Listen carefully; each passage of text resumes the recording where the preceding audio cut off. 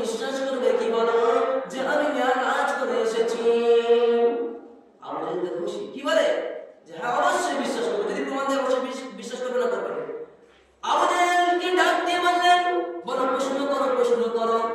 এবারে আবু জাহেল ডাক দিয়ে বলেন, আমার রসুলকে ডাক দিয়ে বলেন, ও মুহাম্মদ বলো তো বাইতুল মুকাদ্দাসের কয়টা জানালা, বাইতুল মুকাদ্দাসের কয়টা দরজা, বাইতুল মুকাদ্দাসের কয়টা সিঁড়ি?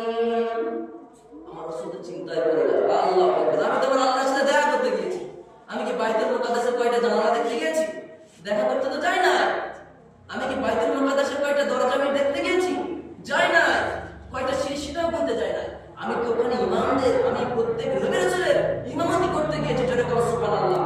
আমার রাসূল তো ওখানে ইমামতি করতে গিয়েছে বাইতুল মুকাদ্দাসে, এই করতে গিয়েছে কি? যাই না। আমার রাসূলের একটা অভ্যাস আমার রাসূল শিখিয়ে গেছে, কোন রকম যদি আমরা পেরেশানিতে পড়ে যাই, আমরা যদি কোন রকম যদি আমরা বিপদে পড়ে যাই, আমার রাসূল বলেছেন কি যে তোমরা সিজদায় পড়ে যাও, সিজদায় পড়ে গিয়ে আল্লাহর কাছে তোমরা কান্নাকাটি করো, আল্লাহর কাছে চাও, আল্লাহ রাব্বুল ইজ্জত জালাল তোমাদের মনের আশা পূরণ করে দেবে। সুবহানাল্লাহ। আচ্ছা আল্লাহ পারে না? পারে না। আল্লাহর কাছে যখন মাথা নত করবে, সে রব পারবে না? পারবে না। অবশ্যই পারবে আমার আল্লাহ রাব্বুল ইজ্জত জালাল। বড় মানে এক লম্বা কাহিনী, 2 মিনিট টাইম মানে 40 হয়ে গেছে, 2 মিনিটে শুধু শেষ করবে একদম সংক্ষেপে। আল্লাহর রাসূল সাল্লাল্লাহু আলাইহি সাল্লাম সিজদায় পড়ে গেলেন, আল্লাহর কাছে কেঁদে কেঁদে বলেন, আল্লাহ কিভাবে উত্তর দেব? আল্লাহ আমি তো ওখানে ইমামতি করতে গেছি, তোমার সাথে দিদার করতে গেছি আল্লাহ, তো আমি তো এই বলতে যাই না। আমার রাসূল আমাদের কান্না করে করে করে করে চোখের পানি ছেড়ে দিয়ে সিজদার মধ্যে চলে যায়। আমার আল্লাহ রাব্বুল ইজ্জত জালাল আমার রাসূলের চোখের পানিটাকে সহ্য করতে পারে নাই।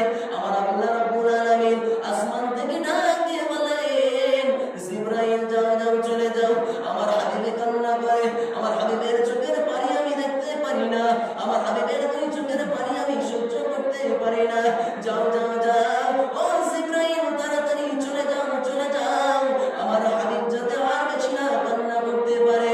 জিবরাইল ডাক দিয়ে বলেন, ইয়া রাসূলুল্লাহ, ইয়া হাবিবাল্লাহ, মাথাটা ওঠান, আর কান্না করা লাগবে না, আর কান্না করা লাগবে না।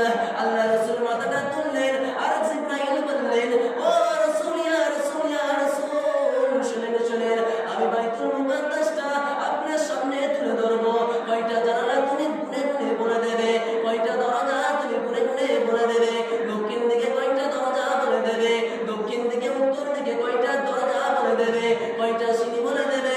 ইয়া রাসূলুল্লাহ, আপনি আর কান্না করবেন না, ইয়া রাসূলুল্লাহ, ইয়া হাবিবাল্লাহ, আপনি আর কান্না করবেন না, আপনি মাথাটা তোলেন। আমার রাসূল মাথাটা তুললেন, আর জিবরাইল আলাইহিস সালাতু ওয়াস সালাম এমন ভাবে আমার রাসূলের সামনে বাইতুল মুকাদ্দাসটা বসিয়ে দেন। আমার রাসূল বলেন, ও আবু জাহেল, শোনো শোনো, ডান দিকে অর্থাৎ দক্ষিণ দিকে, আমার দক্ষিণ দিকে ওই বাইতুল মুকাদ্দাসের এতটা জানালা, উত্তর দিকে এতটা দরজা, দক্ষিণ দিকে এতগুলো সিঁড়ি রয়েছে, এমন ভাবে জানলা কয়টা, কয়টা সিঁড়ি, কয়টা দরজা বলে দিল।